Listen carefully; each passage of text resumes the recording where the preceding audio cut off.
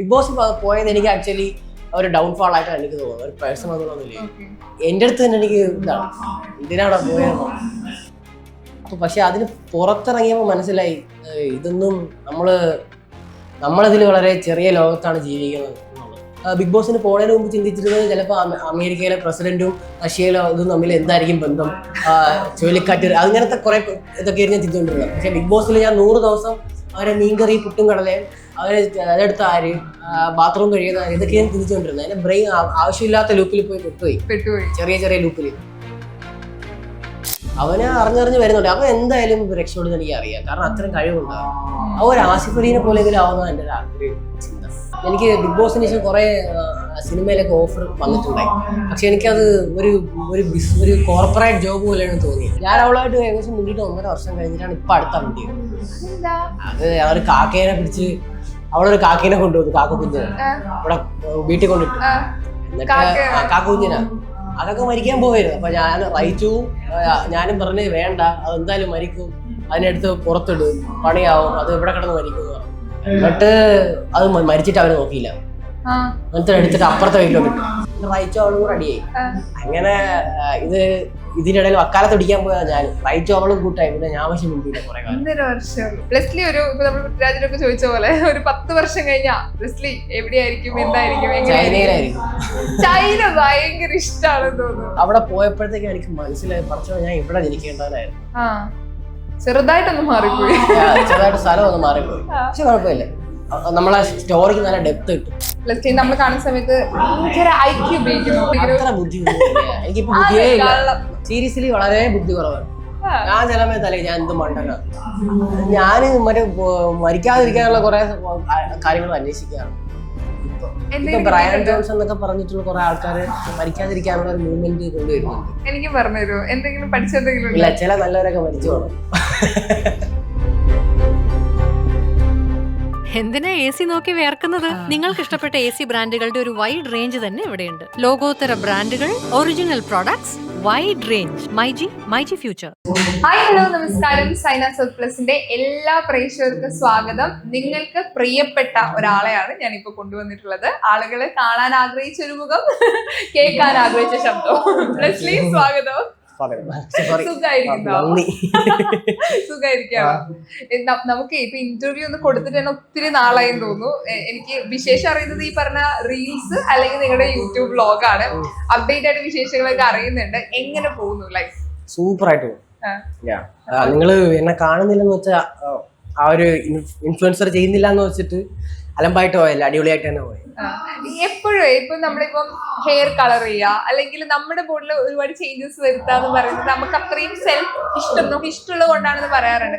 അങ്ങനെ ഭയങ്കര ഇഷ്ടമുള്ള പരിപാടിയാണോ ഈ ഹെയർ കളർ ചെയ്യുക? അല്ലെങ്കിൽ ചൈനയിൽ പോയപ്പോഴത്തേക്ക് അത് അവിടെ എന്ന് വെച്ചാൽ ഞാൻ അവർക്ക് എല്ലാവർക്കും അത് നോർമലൈസ്ഡ് ആണ്. ചൈനയിൽ ഇപ്പൊ ചെന്ന് കഴിഞ്ഞാൽ അറ്റൻഷന് ഭയങ്കര വാല്യൂ ആണ്, കാര്യം മനസ്സിലായി. അപ്പൊ അവിടെ ഒരാൾ അങ്ങോട്ടും ഇങ്ങോട്ടും ശ്രദ്ധിക്കില്ല. ഇപ്പൊ നിങ്ങൾ ഇതിൽ നടന്നു പോയാലും നിങ്ങൾ അവിടെ എന്ത് കാണിച്ചാലും അവിടെ ആരും ശ്രദ്ധിക്കില്ല. അപ്പൊ അവിടെ സ്റ്റാൻഡ് ഔട്ട് ചെയ്യണമെങ്കിൽ അവരുടേതായ വഴികളുണ്ട്. അതിന്റെ എക്സ്ട്രീം ആയി കഴിഞ്ഞ അവിടെ അല്ല. അപ്പൊ അവിടെ സ്റ്റാൻഡ് ഔട്ട് ചെയ്യാൻ വേണ്ടി ഞാൻ ചെയ്തതാണ് ഈ കളറ്. ഞാൻ ട്രൈ അടിച്ച് നോക്കിയതാണ്. എനിക്ക് ഇത്രയും ആൾക്കാരുടെ എനിക്ക് ശ്രദ്ധ കിട്ടുമോ എന്നുള്ളത്. അപ്പൊ അന്നടിച്ചാണ് അത്. ഇവിടെ നോർമലി ഇവിടെ വന്ന് ഞാൻ എന്തായാലും കിട്ടും, കാരണം അത്രയും അതല്ലല്ലോ, അത്രയും ഡെൻസ് അല്ല അവിടത്തെ. അറ്റൻഷൻ കിട്ടാൻ അറ്റൻഷൻ കിട്ടാൻ അവിടത്തെ പോലെ പാടില്ല. ഇവിടെ എളുപ്പം കിട്ടും. സ്റ്റാൻഡ് ഔട്ട് ചെയ്യാൻ എളുപ്പം. ഞാൻ ഈ പേജസ് നോക്കുന്ന സമയത്ത് ഒത്തിരി ട്രാവൽ ചെയ്യാൻ, നിങ്ങൾ ബിഗ് ബോസിന് മുമ്പ് വരുന്ന സമയത്ത് ഇത്രയും ട്രാവൽ ചെയ്യായിരുന്നോ? അതിനുശേഷം ഒത്തിരി ട്രാവൽ ചെയ്യണേ. ഈ ട്രാവലിംഗ് ചെയ്യുമ്പോൾ നമ്മൾ ഒരുപാട് കാര്യങ്ങൾ മനസ്സിലാകും, നമുക്ക് ഭയങ്കര റിലീഫ് ഉണ്ടാവും എന്ന് പറയും. ഈ ട്രാവലിനോട് ഇഷ്ടം തുടങ്ങിയത് എപ്പോഴാണ്? പൈസ കിട്ടിയപ്പോ. ആദ്യം പൈസ എവിടെ പോയി?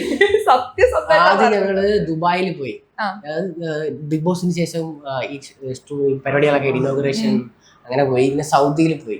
അപ്പൊ ദുബായിൽ കണ്ടപ്പം ഞെട്ടി, എന്താ സംഭവം എന്നുള്ളത്.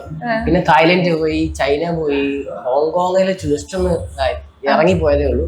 സിംഗപ്പൂര് ജസ്റ്റ് ഒന്ന് കണ്ട് വീണ്ടും ദുബായിൽ പോയി.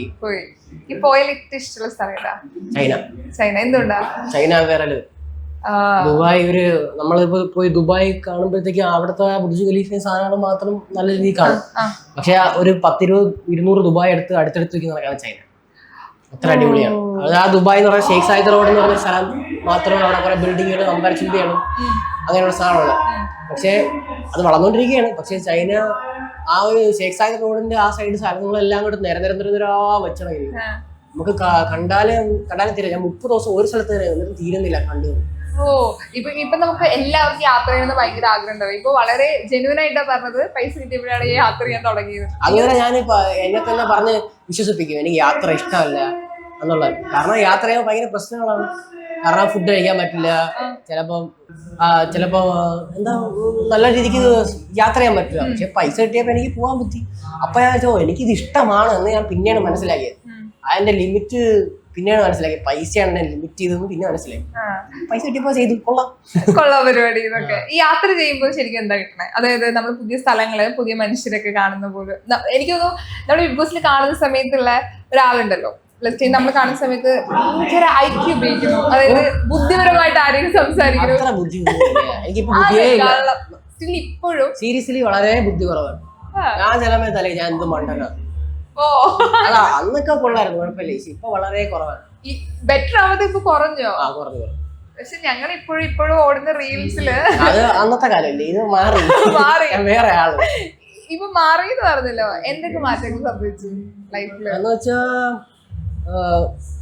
ബിഗ് ബോസിന് മുമ്പാണെങ്കിൽ ഞാൻ കുറെ കുറെ ഇവിടുത്തെ ഇന്ത്യൻ ഡ്രാമകളിൽ പെട്ടിരിക്കണേ. ഇന്ത്യയാണ് ഏറ്റവും ഭയങ്കര സംഭവം. ഇന്ത്യ ഭയങ്കര അടിപൊളിയാണ്. അവിടുത്തെ കുറെ പ്രശ്നങ്ങള്, രാഷ്ട്രീയം, അങ്ങനത്തെ സാധനങ്ങൾ എല്ലാം. അപ്പൊ പക്ഷെ അതിന് പുറത്തിറങ്ങിയപ്പോ മനസ്സിലായി ഇതൊന്നും നമ്മളതിൽ വളരെ ചെറിയ ലോകത്താണ് ജീവിക്കുന്നത് എന്നുള്ളത്. കാരണം പുറത്തൊരു വലിയ ലോകമുണ്ട്. അത് ട്രാവൽ ചെയ്തപ്പോ കണ്ടു. അപ്പം വളരെ ലൈഫ് ഭയങ്കര മാറ്റം വന്നിട്ടുണ്ട്. എനിക്ക് ബിഗ് ബോസ് ലൈഫ് മാറ്റി മറിച്ചിട്ടുണ്ട്. ബിഗ് ബോസ് അല്ല എന്റെ ലൈഫ് മാറ്റി മറിച്ചത്, ഞാൻ തന്നെ.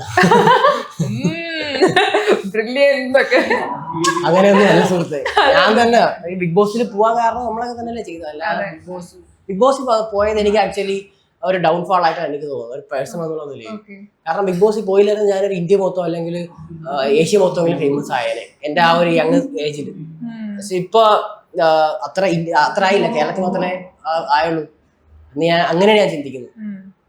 നമ്മള് കഴിവായിട്ടുള്ള പാട്ട് മുഖേന അങ്ങനെയാണോ ഉദ്ദേശിക്കുന്നത്? പാട്ട് വഴി റീൽസ് ഉണ്ടാക്കാനുള്ള ഐഡിയ വഴി അടിപൊളിയായിരുന്നു. പക്ഷെ ഞാൻ ബിഗ് ബോസിന് പോണതിന് മുമ്പ് ചിന്തിച്ചിരുന്നത് ചിലപ്പോൾ അമേരിക്കയിലെ പ്രസിഡന്റും റഷ്യയിലെ ഇതും തമ്മിൽ എന്തായിരിക്കും ബന്ധം, ചുഴലിക്കാറ്റ്, അങ്ങനത്തെ കുറെ ഇതൊക്കെയായിരുന്നു ഞാൻ ചിന്തിച്ചുകൊണ്ടിരുന്നത്. പക്ഷെ ബിഗ് ബോസിൽ ഞാൻ 100 ദിവസം അവരെ മീൻകറി, പുട്ടും കടലയും, അവരെ അതെടുത്ത ആര്, ബാത്റൂം കഴിയുന്ന ആര്, ഇതൊക്കെയാണ് ചിന്തിച്ചുകൊണ്ടിരുന്നത്. അതിന്റെ ബ്രെയിൻ ആവശ്യമില്ലാത്ത ലൂപ്പിൽ പെട്ടുപോയി, ചെറിയ ലൂപ്പിൽ. ബിഗ് ബോസിൽ പോയാല് ഈ ആൾക്കാര്, കേരളത്തിലെ ആൾക്കാർ എന്നെ സ്നേഹിച്ച് ഭയങ്കര ഇഷ്ടപ്പെട്ടു. പക്ഷെ എന്റെ അടുത്ത് തന്നെ എനിക്ക് ഇതാണ്, എന്തിനാണ് പോയത്. കാരണം അതെനിക്ക് അതിനേക്കാളും ബെറ്റർ ചെയ്യാമായിരുന്നു എന്നുള്ള ചിന്ത എനിക്ക്. പക്ഷെ എനിക്ക് ഇനിയും ചെയ്യാമല്ലോ സമയം. എനിക്കൊന്ന് ഇന്നത്തെ പിള്ളേര് നമ്മുടെ ഈ പറഞ്ഞ പറമ്പിൽ പോയി കളിക്കുക അല്ലേ, ആ ഒരു പഴയ ഓളം ഉണ്ടല്ലോ, നമ്മുടെ ഒരു ടൈമുള്ള ഒരു ഓളം, അതിപ്പോ ഇല്ലാന്ന് തോന്നുന്നുണ്ടോ? എനിക്കറിയാൻ വയ്യ, ഒരു കണക്ഷൻ അല്ലേ ഞാനും. ഓക്കെ. ഇപ്പൊ എനിക്ക് ചേട്ടൻ്റെ അനിയൻ ഭയങ്കര ഫേമസ്. ഇപ്പൊ റീൽസ് ഇടക്കിടക്ക് കാണും, ഒത്തിരി ഫാൻസ് ഉണ്ട്, ഞാനും ഫാനാണ്. അത് നിങ്ങൾ സംസാരിക്കാറുണ്ടോ ഇപ്പൊ ഫാൻ കൂടിയിട്ടുണ്ട് എന്നൊക്കെ? അവന് അറിഞ്ഞറിഞ്ഞ് വരുന്നുണ്ട്. അവൻ എന്തായാലും രക്ഷപ്പെടുന്നത് എനിക്ക് അറിയാം, കാരണം അത്രയും കഴിവുണ്ടാവും. അവൻ ഒരു ആസിഫ് അലിനെ പോലെങ്കിലും ആവുന്ന എന്റെ ഒരു ചിന്ത. ആസിഫ് അലി ആ ചേട്ടനെ പോലെങ്കിലും ആക്ട് ചെയ്ത് നല്ലൊരു ആക്ടർ ആവും. അവൻ തന്നെ പറയും ഞാനാവും, വെയിറ്റ് ചെയ്യണം മാത്രമേ പറയൂ. അത്രയും കഴിവുണ്ട് അവന്. ഡയറക്ഷനിലും ഭയങ്കര കഴിവാണ്, പാട്ടിലും ഭയങ്കര കഴിവാണ്. ഓക്കെ. നിങ്ങളായിട്ട് എപ്പോഴെങ്കിലും ഇപ്പം കഴിവുള്ള ആളുകളൊക്കെ ഒരു വീട്ടിലുള്ള സമയത്തെ നിങ്ങളിപ്പോ ഓൾറെഡി ഇപ്പൊ യൂട്യൂബ് ചാനൽ ഉണ്ടെങ്കിൽ കൂടെ ഇപ്പൊ എല്ലാവരും സ്വന്തമായിട്ട് ആരെയും ഡിപ്പെൻഡ് ചെയ്യാതെ നമുക്ക് ഒരു കാര്യം ചെയ്യാം, അല്ലെങ്കിൽ ഇന്നത്തെ കാലത്ത് നമ്മുടെ ഒരു എമൗണ്ട് വെച്ച് നമ്മളൊരു സിനിമ ചെയ്യാം, അല്ലെങ്കിൽ ഒരു ആൽബം ചെയ്യാം, വെബ് സീരീസ് ചെയ്യാം എന്നൊക്കെ ചിന്തിച്ചു തുടങ്ങിയല്ലോ. നമ്മുടെ പണ്ടത്തെ പോലെ അവസരങ്ങൾ ചോദിച്ചു വരാം, നമുക്ക് തന്നെ തുടങ്ങാനുള്ള തീരുമാനത്തിൽ അങ്ങനെ ഒരു ആഗ്രഹം നിങ്ങളുടെ? അതാണ് എനിക്ക് ബിഗ് ബോസിന് ശേഷം കുറെ സിനിമയിലൊക്കെ ഓഫർ വന്നിട്ടുണ്ടായി. പക്ഷെ എനിക്കത് ഒരു കോർപ്പറേറ്റ് ജോബ് പോലെയാണ് തോന്നിയത്. കാരണം ഞാനിപ്പോ ഒരു പരസ്യത്തിന് അഭിനയിച്ചിട്ടാണ്. അപ്പോഴത്തേക്ക് ഞാനൊരു സാധനം എനിക്ക് അറിയാവുന്ന രീതി ചെയ്തു. അപ്പൊ എനിക്കത് ഇഷ്ടപ്പെട്ടില്ല. എനിക്ക് മനസ്സിലായി അത് ശരിയായില്ല. കാരണം ഞാൻ എന്നും ചെയ്യുന്നതല്ലേ, ഇപ്പൊ വീഡിയോ ആയാലും പാട്ടിന്റെ വീഡിയോ ആയാലും. അപ്പൊ ഞാൻ ചെയ്യാം, പക്ഷെ എനിക്ക് പറയാൻ പറ്റുന്നില്ല. ചേട്ടാ ഇതൊക്കെ എന്റെ കൊള്ളില്ല, എനിക്ക് ഒന്നുകൂടെ എടുക്കാമോ എന്ന് പറയാനുള്ള ഒരു പറ്റുന്നില്ല. കാരണം അവർക്ക് കാര്യങ്ങൾ നോക്കണം, അവിടെ പ്രൊഡ്യൂസർ നോക്കണം, സ്പോൺസർ നോക്കണം, ടൈമിന്റെ വാല്യൂ, അത്ര കഴിവ് എനിക്കില്ല. ശരിയാ. നമ്മളാകുമ്പോ ചെയ്യുമ്പോഴത്തേക്ക് നമുക്ക് എന്നെ കൊണ്ട് പറ്റുന്നതൊക്കെ മാക്സിമം എവിടെയെങ്കിലും ഊറ്റിയെടുത്ത് ബെസ്റ്റ് സാധനം പ്രസന്റ് ചെയ്യാൻ പറ്റുമല്ലോ. അതല്ലേ നല്ലത്. ഇപ്പൊ നിങ്ങൾക്ക് ഒരുമിച്ച് ഇപ്പൊ ഒരു ആഗ്രഹം ഉണ്ടെന്ന് പറഞ്ഞല്ലോ, അപ്പം ഇപ്പൊ ഏതൊരു വർഷം എത്തുമ്പോഴത്തേക്ക് നമുക്കത് കാണാൻ പറ്റും, അല്ലെങ്കിൽ നിങ്ങൾക്ക് അത് ചെയ്യാൻ പറ്റും? കുറച്ച് പൈസയൊക്കെ അതിന് ശേഷം ചെയ്യാന്ന്. കാരണം അനിയത്തി ഉണ്ട്, വീട്ടുകാരുണ്ട്, അവരെയൊക്കെ നോക്കണ്ടേ. അതെല്ലാം സെറ്റായി നമ്മൾ അടിപൊളിയായതിനു ശേഷം ചെയ്യാം. ഞങ്ങൾക്ക് ഇവരൊക്കെ ഈ പറയുന്ന ആളുകളൊക്കെ ഓൾറെഡി ഭയങ്കര പരിചിതമാണ് യൂട്യൂബ് ചാനലിലൂടെ. അപ്പൊ അവർക്ക് ഭയങ്കര ഇഷ്ടമാണ് യൂട്യൂബ് ചാനൽ. എനിക്ക് അവർക്ക് ഒരുപാട് ഫാൻസ് ഒക്കെ ഉണ്ടല്ലേ യൂട്യൂബ് ചാനൽ. നമ്മുടെ സ്വന്തം ആളുകൾ എല്ലാവർക്കും അറിയാം. അതെ, നിങ്ങളെ പോലെ പുള്ളിക്കാരി അവളെ കണ്ട എന്നെ മനസ്സിലാക്കണം. അങ്ങനെയായിരുന്നു എന്നെ മനസ്സിലായത്. ആൾക്ക് ഇതേപോലെ എന്ത് ആഗ്രഹമല്ലേ? ലോകം അടിച്ചു നിങ്ങൾ പറയാറുണ്ടല്ലേ. എനിക്ക് 2 സിബ്ലിങ്സിന്റെ ഈ ആൺകുട്ടികൾ എന്റെ ചേട്ടനിലേക്കുള്ള സമയത്ത് ഒരു പെൺകുട്ടി അവിടെ ഉണ്ടാവാന്ന് പറഞ്ഞാൽ ഭയങ്കര രസമാണ്. നിങ്ങൾ തമ്മിൽ അടിയുണ്ടാവും, അത് വേറെ കാര്യം. പക്ഷെ അല്ലാതെ പോകുന്ന സമയത്ത് ഞാൻ അവളായിട്ട് ഏകദേശം മുന്നിട്ട് 1.5 വർഷം കഴിഞ്ഞിട്ടാണ് ഇപ്പൊ അടുത്ത വണ്ടി. അതെന്താ? അത് അവര് കാക്കേനെ പിടിച്ച്, അവളൊരു കാക്കേനെ കൊണ്ടുവന്നു, കാക്കക്കുഞ്ഞിനെ ഇവിടെ വീട്ടിൽ കൊണ്ടിട്ടു. എന്നിട്ട് കാക്കുഞ്ഞിനാ അതൊക്കെ മരിക്കാൻ പോയിരുന്നു. അപ്പൊ ഞാൻ റയിച്ചു, ഞാനും പറഞ്ഞ് വേണ്ട, അതെന്തായാലും മരിക്കും, അതിനടുത്ത് പുറത്തിട്, പണിയാവും, അത് ഇവിടെ കിടന്ന് മരിക്കും എന്ന് പറഞ്ഞു. അപ്പൊ റയിച്ചു പറഞ്ഞ് നിങ്ങൾ ഇതിന് ഇവിടെ കിടന്ന് മരിച്ചാൽ നിങ്ങളടുത്ത് കുഴിച്ചിടണമെന്ന് പറഞ്ഞു.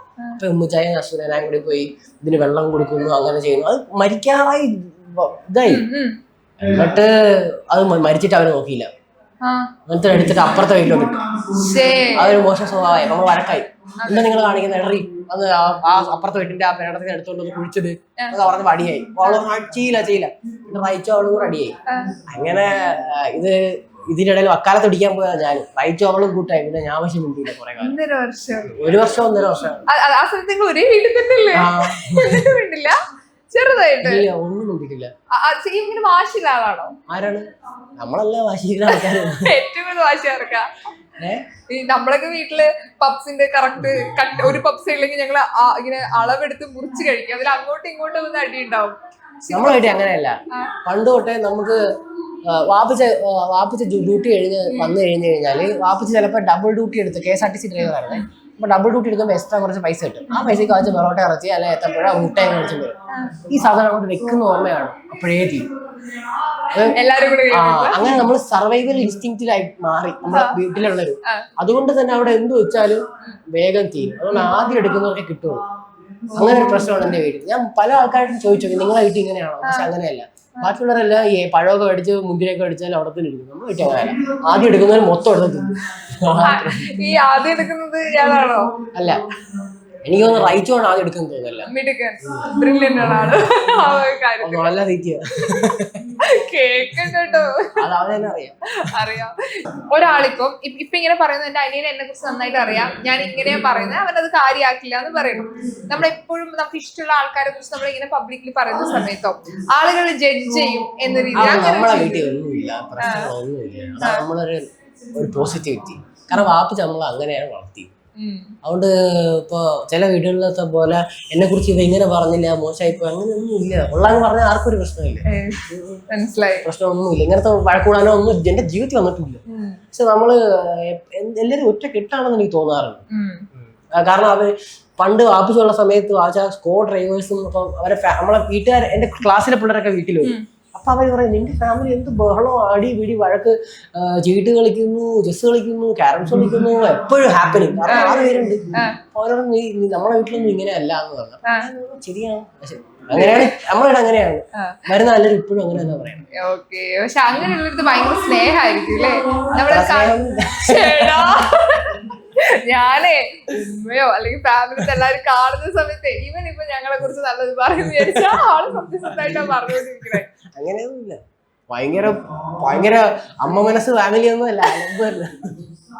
ഇപ്പൊ ഒരു ആൺകുട്ടിയെ സംബന്ധിച്ചിടത്തോളം ഒരു വണ്ടി വാങ്ങാന്ന് പറയുന്നത് ഏറ്റവും ഭയങ്കര ഒരു ഇഷ്ടമുള്ള കാര്യം, ഡ്രീം ആയിട്ട് കാണുന്ന വണ്ടി വാങ്ങിയല്ലോ, അതിന്റെ ഒരു സന്തോഷം പറയും. അതെങ്ങനെ ഉണ്ടായിരുന്നു? നമ്മള് വളർന്ന വഴിക്ക് അതും വണ്ടിയും നമ്മുടെ ഒരുപാട് പേരുടെ ഡ്രീം ആയിട്ടുള്ള ഒരു വണ്ടിയാണ്. അതിന്റെ ആക്സിഡന്റില് ഞാൻ താർ എന്ന് പറഞ്ഞൊരു കാറുണ്ടല്ലോ, താർ അത് ബുക്ക് ചെയ്യാനായിട്ട് പോയപ്പോഴത്തേക്ക് അവിടെ ഇല്ലായിരുന്നു. അങ്ങനെ ഞാൻ ഈ താറിനെ കുറിച്ച് പഠിക്കാൻ ഇങ്ങനെ എനിക്ക് ഭയങ്കര ഇഷ്ടം. ഒരു സാധനം ഇഷ്ടപ്പെട്ട ഞാൻ അതിനെ കുറിച്ച് കുറേ വെറുതെ നോക്കും. അതിന്റെ ആക്സില് ഊസില് പിന്നെ വേരിയന്റുകൾ അങ്ങനെ നോക്കിയപ്പോ വെബ്സൈറ്റിൽ കണ്ട വണ്ടിയായത്. ബുക്കിംഗ് ഓപ്പൺ ആയിട്ടെന്ന് കാണിച്ചു. അപ്പൊ ഞാൻ അതിനെ കുറിച്ച് വീണ്ടും നോക്കി, കൊള്ളാല സാധനം, എന്നാ പിന്നെ എടുക്കാം. അങ്ങനെ ഞാൻ ഒരു ദിവസം ഉറങ്ങി എണീച്ചപ്പോഴത്തേക്ക് ഇന്ന് ഫെബ്രുവരി 14 അപ്പൊ ബുക്കിംഗ് ആണല്ലോ, അങ്ങനെ ബുക്ക് ചെയ്തു.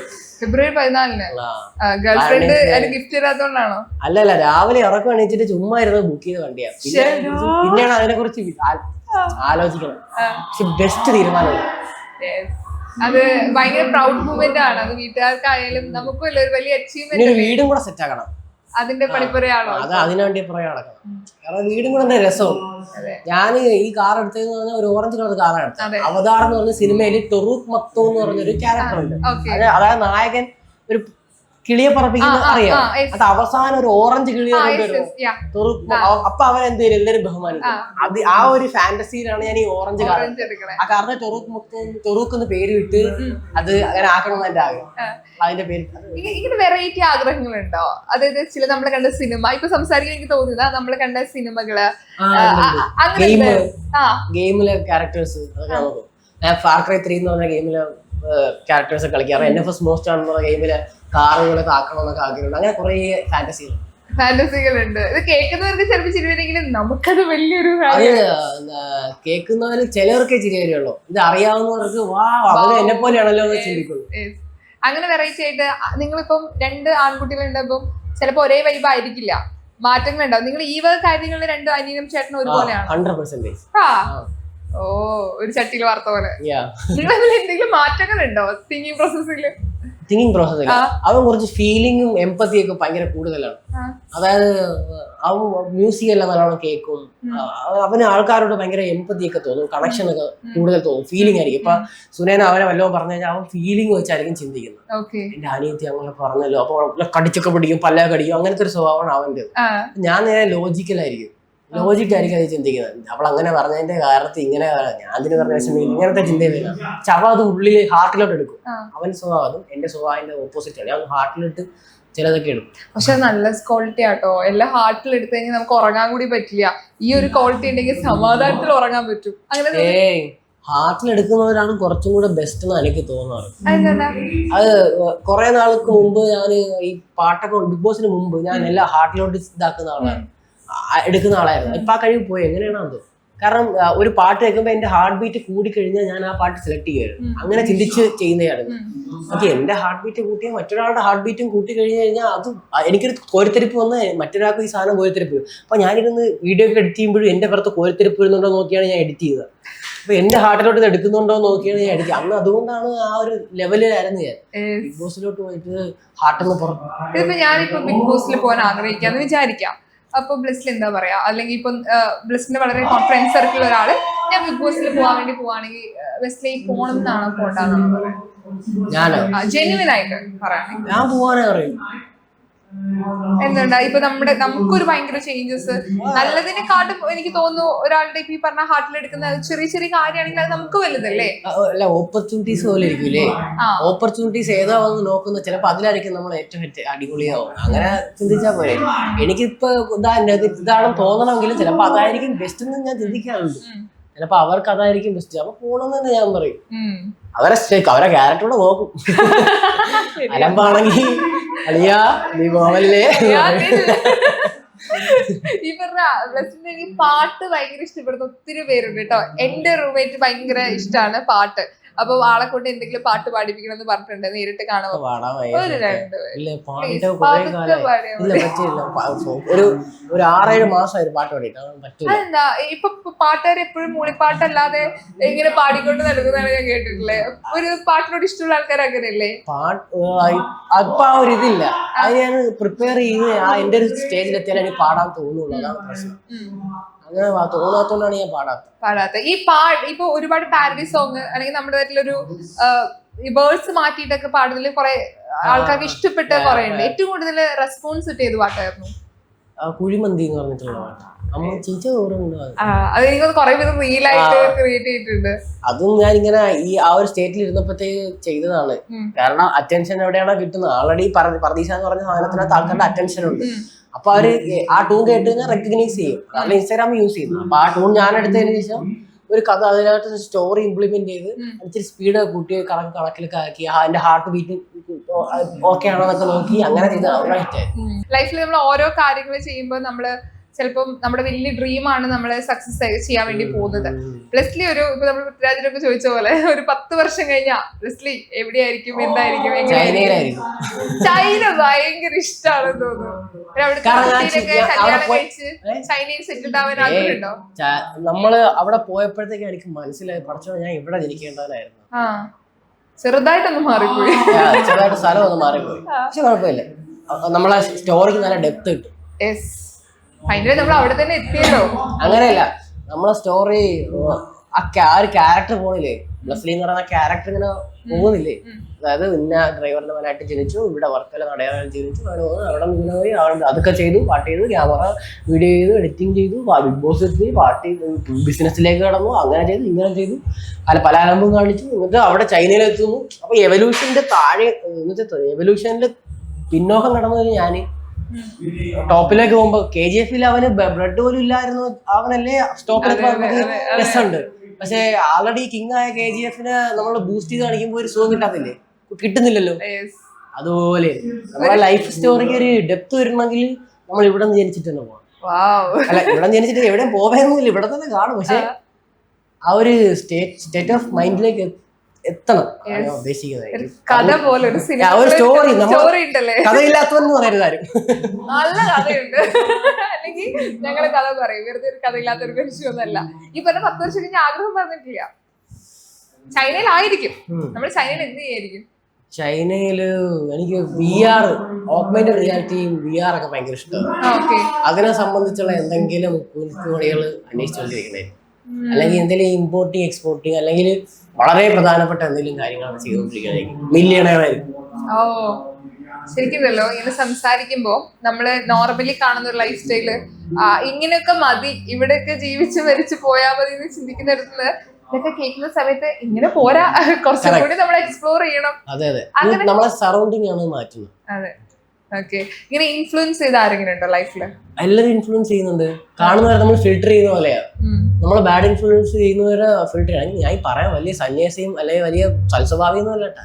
എന്നാലും എനിക്ക് ഭയങ്കര തെറ്റുകൾ പറ്റും. എന്നാലും എന്റെ ചില നേരെ അങ്ങ് വരും. ചിലരാണെങ്കിൽ ഫിനാൻഷ്യൽ അഡ്വൈസ് തരും, ചിലർ ചീത്ത അഡ്വൈസ് തരും. എങ്ങനെയെങ്കിലും ഒക്കെ ചീത്തയൊക്കെ ഒഴിഞ്ഞു പോകുന്നുണ്ട് ഭാഗ്യത്തിൽ. ഈ പല ആളുകൾ ഇപ്പൊ പ്ലസിനെ പോലെ സംസാരിക്കുന്നത് കാണുമ്പോൾ ഇതുപോലെ ചിന്തിക്കണം, അല്ലെ ഇതുപോലെ സംസാരിക്കണം, ഈ ട്രാക്കാണ് നല്ലതെന്ന് തിങ്ക് ചെയ്യും. കാരണം കുറച്ചേരം പ്ലസിനോട് സംസാരിച്ചിരുന്ന നമ്മള് ഒരുപാട് കാര്യങ്ങൾ ചിന്തിക്കുന്നുണ്ട്. അത് ഈ പറഞ്ഞ അറിവുകൾ നേടുന്നത് വായനയാണോ, അത് എക്സ്പീരിയൻസ് ആണോ, എങ്ങനെയാ ഈ കാര്യങ്ങളൊക്കെ അറിയണത്? ഇങ്ങനെയൊക്കെ ചോദിച്ചാൽ എനിക്ക് ഒരു ഐഡിയ ഇല്ല. സത്യം പറഞ്ഞ എന്റെ അടുത്ത് നിൽക്കുന്ന ആൾക്കാരിരുന്ന് പറയുന്നുണ്ട് ഇങ്ങനെ അന്വേഷിച്ചു പോണ സ്വഭാവമുള്ള ആളാണ്. ഇഷ്ടമുള്ള സാധനം അന്വേഷിച്ചു പോയാൽ മതി, കിട്ടും. അതാണ് എങ്കിലും ഞങ്ങൾ ബ്ലസ്ലി പറഞ്ഞാൽ ഓർക്കും. ഇത് ശരിയാണ്. ലൈഫില് ശരിക്കും നമുക്ക് ഇഷ്ടമുള്ള കാര്യങ്ങൾ തേടി പോവാ. അങ്ങനെയാണെങ്കിൽ നമുക്ക് ഇഷ്ടമുള്ള കാര്യങ്ങൾ കിട്ടും. യെസ്, അതാണ് നമുക്കൊരു മോട്ടിവേഷൻ. തപ്പിപ്പോവാ. അങ്ങനെ സന്തോഷ് ജോർജ് ഭയങ്കര ഇൻസ്പിറേഷൻ ആണ്. അത് അദ്ദേഹത്തിന്റെ വീഡിയോസ് കാണാറുണ്ട്. ആള് പറയുന്ന എല്ലാം നമ്മൾ ആദ്യമൊക്കെ നമ്മളെ കുറിച്ച് നമുക്ക് നമ്മളെ ചെറിയ ചിന്താഗതി ചിന്തിച്ചു കഴിഞ്ഞാൽ നമുക്ക് മനസ്സിലാവില്ല. അവിടെ നിന്ന് ഇരിക്കുമ്പോൾ മനസ്സിലാവും ഇയാൾ ഇതാണല്ലോ പറഞ്ഞു. ആ ഒരു പാതയാണ് ഇപ്പൊ ട്രാവലിങ്ങിന്. അങ്ങനെ ട്രാവലിംഗ് ഭയങ്കര സംഭവമാണെന്നല്ല, ഞാൻ എക്സ്പ്ലോർ ചെയ്യാണ് എന്നെ സ്ഥലങ്ങളും. അത് ഒറ്റക്ക് തന്നെ പോകണം നിർബന്ധം? അങ്ങനെയൊന്നുമില്ല. ഒറ്റക്കാണല്ലോ ഇപ്പൊ. ഞാൻ അങ്ങനെ ഒറ്റയ്ക്കൊന്നും പോകാറില്ല. അതിന് കൂട്ടുകാരുണ്ടാവും, ആരെങ്കിലും ഉണ്ട്, അനിയനുണ്ടാവും. ഓക്കെ, അപ്പൊ ഇനിയും ഒരുപാട് യാത്രകൾ ചെയ്യാൻ പറ്റട്ടെ, അല്ലെങ്കിൽ ആഗ്രഹിച്ച കാര്യങ്ങൾ ഈ പറഞ്ഞ തേടിപ്പോയി കിട്ടട്ടെ. ഈ 10 വർഷം കഴിഞ്ഞിട്ട് ഞാൻ നോക്കുമ്പോ പ്ലസ്ലി അത് ഉറപ്പാണ്. അപ്പൊ ഞാൻ വന്ന് പറയും ഓർമ്മയുണ്ടോ എന്നോട് പറഞ്ഞിരുന്നു പറഞ്ഞ ആരാ ചോദിക്കും. ഓ ശരിയാ, നമ്മൾ ഓർമ്മപ്പെടുത്തുന്നു. ചില്ലറ അല്ലട്ടോ, 100%. അതുപോലെ നടക്കട്ടെ. ഞാനും വിഷ് ചെയ്യാണ് ലൈഫ്. ഞാൻ ഇടയ്ക്ക് അല്ലെങ്കിൽ എന്നാ ഒന്നുകൂടെ ഫേമസ് ആയാലോ ഒന്ന് കുറച്ചും കൂടി. അപ്പൊ അതിനൊരു മൂഡില്ല, കുറച്ച് അത് അങ്ങോട്ട് ഏകദേശം തിരിച്ചു വരും. ചിന്തിക്കുമ്പോ തന്നെ ഒരു കുറച്ച് മടിയനാണോ? മടി. ചിലപ്പോ അത് പുറത്ത് വരണം എന്ന് പറയല്ലോ. നമുക്കിപ്പോ സമയം ഭയങ്കര ഇമ്പോർട്ടന്റ് ആ. നമ്മളിപ്പൊ ട്രൈ ചെയ്താ ഇപ്പൊ പണിയെടുത്താ നമുക്ക് നമ്മുടെ വയസ്സായ കാലത്ത് റെസ്റ്റ് എടുക്കാന്നൊക്കെ പറയില്ലേ. ഈ മില്ലിയനറൊക്കെ ആയിട്ട് ഇഷ്ടമുള്ള കാര്യങ്ങളൊക്കെ ചെയ്തിട്ട് അതിനിപ്പോ ഹാർഡ് വർക്ക് ചെയ്യണല്ലോ. ഞാൻ മറ്റേ മരിക്കാതിരിക്കാനുള്ള കുറെ കാര്യങ്ങൾ അന്വേഷിക്കാറുണ്ട്. ഇപ്പൊ ബ്രയൻ ജോൺസൺ എന്നൊക്കെ പറഞ്ഞിട്ടുള്ള കുറെ ആൾക്കാര് മരിക്കാതിരിക്കാനുള്ള ഒരു മൂവ്മെന്റ് കൊണ്ടുവരുന്നുണ്ട്. അപ്പൊ അതൊക്കെ ഞാൻ കുറെ പഠിച്ചോണ്ടിരിക്കണേ, എന്താ സംഭവം എനിക്ക് പറഞ്ഞുതരൂ. എന്തെങ്കിലും പഠിച്ചെന്തെങ്കിലും ഇല്ല, ചില നല്ലവരൊക്കെ മരിച്ചു പോകണം. ഓക്കെ, ഇത് കഴിഞ്ഞിട്ട് പ്രേക്ഷകർക്ക് പറഞ്ഞു കൊടുക്കണം. അതെനിക്ക് വേറെ അല്ല, ഞാൻ പണ്ട് എന്റെ ചിന്തയാണ്, തെറ്റാണോ എന്ന് എനിക്ക് അറിയില്ല. അതായത് നമ്മൾ കൺസ്യൂം ചെയ്യുന്നതാണ് നമുക്ക് ലൈഫ് വരുന്നത് ഞാൻ ചിന്തിച്ചു. കാരണം തേങ്ങ, മലയാളിക്ക് എന്താ ഇത്ര ബുദ്ധിയും കാര്യവും ആയുസൊക്കെ, തേങ്ങ കൺസ്യൂം ചെയ്യുന്നതാണ് എനിക്ക് തോന്നാറുണ്ട്. കോക്കനട്ട് ഓയിൽ എന്ന് പറയുന്നത്, മിറക്കിൾസ് ഓഫ് കോക്കനട്ട് ഓയിൽ എന്ന് പറയുന്ന ബുക്ക് വായിക്കണം. അതായത് എനിക്ക് തെറ്റായിരിക്കും, വളരെ തെറ്റാണ്. എന്റെ പരിമിതമായ ആലോചന. ഞാൻ ഇതിലൊക്കെയാണ് ജീവിക്കുന്നത്, കോൺസ്പിറസി തിരയാണ്, എന്റെ മണ്ടത്തരങ്ങളിലൊക്കെയാണ് ജീവിക്കണം. ഞാൻ ആലോചിച്ച് തേങ്ങക്ക് ആവറേജ് 72 വയസ്സോളം തെങ്ങ് ജീവിക്കും. നമ്മളത് കൺസ്യൂം ചെയ്യുമ്പോൾ നമ്മളും ജീവിക്കും 72 വയസ്സാണ്. ആ ഒരു ഇൻഫർമേഷൻ ആണ് നമ്മളെ ബോഡിയിലോട്ട് പോകുന്നത്. അപ്പൊ എന്ത് ചെയ്യും, നമ്മൾ അത്രയും കൂടെ ജീവിക്കുക എന്നാണ് എന്റെ ചിന്ത. അങ്ങനെ ഞാൻ നോക്കി അതിനെക്കുറിച്ച് അന്വേഷിച്ച് കുറെ നടന്നു. അപ്പൊ വേറൊരു സാധനമുണ്ട്, ഇപ്പൊ ഒലിവിന് 400 ഇത്രയും വർഷം പഴക്കമുണ്ട്. അപ്പൊ അത് കുടിച്ചാലും കോക്കനട്ട് ഓയിലിന് സെയിം ബെനിഫിറ്റ് ആണ് നല്ല. അതുപോലെ ഇപ്പൊ സീഡ്സിലാണ് നമുക്ക് ലൈഫ് എക്സ്പെക്ടൻസി കൂട്ടാൻ പറ്റുന്നത് ഞാൻ ചിന്തിക്കുന്നു. അപ്പം ജിങ്സെങ് എന്ന് പറഞ്ഞൊരു സാധനമുണ്ട്, ജിങ്സെങ് കേട്ടിട്ടുണ്ടാകുന്നു. ജിങ്സെങ് എന്ന് പറഞ്ഞൊരു സാധനമുണ്ട്, അത് ഈ ജപ്പാൻകാരെ കഴിക്കും. ആ സാധനത്തിന് ഭയങ്കര ആയുസാണ്. അതുകൊണ്ടാണ് അവർക്ക് ഇങ്ങനെ ഏജ്. നമ്മളൊരു 50 വയസ്സ് ജീവിക്കാനുള്ളതാണെങ്കിൽ 80 വയസ്സ് 100 വർഷം ജീവിക്കാനുള്ള ഒരു സീഡ് കഴിക്കുമ്പോൾ നമുക്കും ആ ഒരു എക്സ്റ്റൻഷൻ കിട്ടുക. അതാ എന്റെ തോട്ട്. കാര്യം മനസ്സിലായി. കുറെ അന്വേഷിച്ചു. ജിൻസെങ് എന്ന് മാത്രമല്ല, വേറൊരു സാധനമുണ്ട്, ജിൻസെങ് പിന്നെ ഒരു സാധനം. അതൊരു ഞാൻ പിന്നെ എപ്പോഴെങ്കിലും ഞാൻ പറഞ്ഞുതരാം. ചാറ്റ് ജിപിടിയിലെ നോട്ട് എടുത്ത് വെച്ചിട്ടുണ്ട് ആ സാധനത്തിനെ കുറിച്ച്. അത് എവിടെ, കാരണം സാധനം ഇപ്പൊ മേടിക്കാനും കിട്ടുന്നുണ്ട്. ഞാൻ ചിന്തിച്ചു അത് മാത്രം കഴിച്ച് ജീവിച്ചാലോ എന്ന് വരെ ചിന്തിച്ചു. ചത്തു എനിക്കറിയില്ല. എന്നിട്ട് ഞാൻ കുറെ ബയോളജി റിസർച്ച് ചെയ്ത ആൾക്കാരൊക്കെ ചോദിച്ചത് എന്താ സംഭവം. അപ്പൊ അവർ ചോദിച്ചു, നീ എന്തിനാ ഇതിനെ കുറിച്ചൊക്കെ റിസർച്ച് ചെയ്ത? സാധാരണ ആൾക്കാർ ഇതൊക്കെ അറിഞ്ഞോലും കൂടെ. എന്റെ പേപ്പർ ആ സബ്ജക്റ്റിനെ കുറിച്ചാണ്. എനിക്ക് ഭയങ്കര അത്ഭുതമായി. ഞാൻ ബാംഗ്ലൂർ ക്രൈസ്റ്റ് കോളേജില് ഈ ബോട്ടാണി PG ചെയ്യുന്ന ആളടുത്ത് ഞാനിങ്ങനെ സംസാരിച്ചോണ്ടിരിക്കുമ്പോഴാണ് ഞാൻ പറഞ്ഞത്, ഈ ജിൻസെങ് ആ സംഭവത്തിനെ കുറിച്ചൊക്കെ അറിയാവോ എന്ന് ചോദിച്ചപ്പോ അവര് പറഞ്ഞു, നീ എന്തൊക്കെ അന്വേഷിക്കണം, നീ ഒരു പാട്ടുകാരനല്ലേ, ഇതിന്റെ ആവശ്യമില്ല, എന്റെ പേപ്പർ ഇതിലാതെ. ഇനി വേണ്ടാന്ന് പറഞ്ഞ നമ്മൾ പ്ലസിൽ എന്ത് ചെയ്യും, അത് കണ്ടുപിടിക്കും. അതെ, കണ്ടുപിടിക്കും. അപ്പൊ ഇത് കണ്ടുപിടിച്ചിട്ട് ഞാൻ വിളിക്കും. അപ്പൊ എനിക്ക് പറഞ്ഞു തരണം. നിങ്ങൾ ഒറ്റക്ക് മാത്രം കുറെ വർഷം ജീവിക്കട്ടോ. ഒരുപാട് സന്തോഷം. പഴയ ആ എനർജിയും ആ പഴയ ചിരിയൊന്നും പോയിട്ടില്ല. ആള് ഭയങ്കര എനർജറ്റിക് ആയിട്ട് തന്നെ ഇവിടെ ഇരിപ്പുണ്ട്. ആൻഡ് ഈ പറഞ്ഞ പോലെ ആക്റ്റീവ് ആവാൻ വേണ്ടിട്ട് ഈ മടിയൊക്കെ മാറ്റി ഞങ്ങൾ പതിയെ ആക്റ്റീവ് ആവും. ഡിസിപ്ലിൻ ഇല്ലായ്മ, പിന്നെ കുറെ മണ്ടത്തരം. പക്ഷെ അതൊക്കെയാണ് റെസ്ലി എന്ന് പറയുന്നത്. ഞങ്ങൾക്ക് ഇഷ്ടവും അത് തന്നെയാണ്. കാരണം ആളുകൾക്കല്ലാതെ പെട്ടെന്ന് ഒരു പെർഫെക്റ്റ് ആയിട്ട് സംസാരിക്കാം അങ്ങനെയൊന്നല്ല. ഇതൊക്കെയാണ് ശരിക്കും ആളുകൾക്ക് ഒരു ഇഷ്ടം തോന്നുന്നത്. അത് തന്നെയാണ് പ്രശ്നം, ഒത്തിരി ആളുകൾ ഇഷ്ടപ്പെടുന്നത് അല്ലേ. അപ്പൊ ഒരുപാട് സന്തോഷം പ്രസ്ലി. എപ്പോഴും ഇതുപോലെ തന്നെ പോവാ. 10 വർഷം കഴിഞ്ഞിട്ട് എനിക്ക് കാണാം, നമുക്കൊരു ഇന്റർവ്യൂ. അപ്പൊ ഞാൻ വന്നോളാം ഇന്റർവ്യൂ ചെയ്യാൻ വേണ്ടി. ഒരുപാട് താങ്ക് യു സോ മച്ച്. എന്തിനാ AC നോക്കി വേർക്കുന്നത്? നിങ്ങൾക്ക് ഇഷ്ടപ്പെട്ട AC ബ്രാൻഡുകളുടെ ഒരു വൈഡ് റേഞ്ച് തന്നെ ഇവിടെയുണ്ട്. ലോകോത്തര ബ്രാൻഡുകൾ, original products, wide range. MyG future.